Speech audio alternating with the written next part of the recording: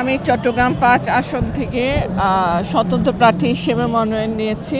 আপনারা জানেন হয়তো হাটহাজারী থেকে ৪ বার আমার বাবা ধানের শীষের প্রার্থী হিসেবে নির্বাচন করেছিলেন ১৯৯১ সাল থেকে ২০০৮ পর্যন্ত।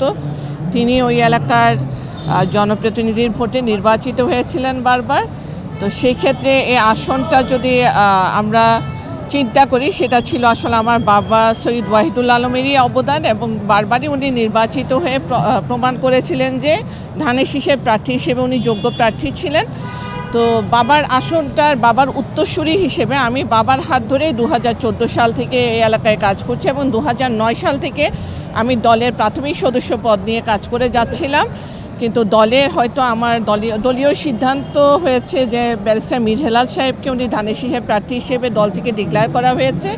সেই ক্ষেত্রে আমি মনে করি যে দলের জন্য যে ত্যাগ, যে তিতিক্ষা দরকার ছিল এবং দলের জন্য যে কাজ করা উচিত ছিল, সব কিছুই আমি করেছি।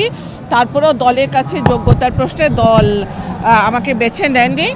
আমি এ কারণে আমি দলের স্বতন্ত্র প্রার্থী হিসেবে আমি মনোনয়ন ফর্ম নিয়েছি। দল থেকে আপনাকে সিলেক্ট না করার কারণ কি বলে? এটা দলের একান্ত ব্যক্তিগত বিষয়। দল কেন নেননি সেটা দলই উত্তর দিতে পারবেন, আমি না। এখন যেহেতু আপনি স্বতন্ত্র প্রার্থী হিসেবে নির্বাচন করবেন, সেক্ষেত্রে দলের সাথে একটা বিরোধ তৈরি হবে কিনা আপনার?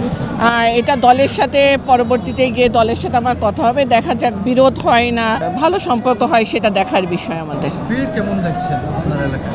আমার এলাকায় ফিল্ড চট্টগ্রাম ৫ আসনে মরহুম সৈয়দ ওয়াহিদুল আলমের উত্তরসূরি হিসেবে এই আসনে ইতিমধ্যে আমার নাম সব জায়গায় আছেন, এবং আমি এই ফিল্ডটা তৈরি করতে গত ১.৫ বছর এক নাগারে কাজ করেছি, এবং এর আগেও কাজ করেছি। মাঠের জন্য যে কাজ করতে হয়, ভোটারের ঘরে ঘরে পৌঁছানোর যে কাজটা করতে হয়, সেই কাজটা আমি সম্পূর্ণভাবে সম্পন্ন করেছি। যেহেতু স্বতন্ত্র প্রার্থী হিসেবে নির্বাচন করবেন, সেক্ষেত্রে আপনার সামনে চ্যালেঞ্জ কোনটি?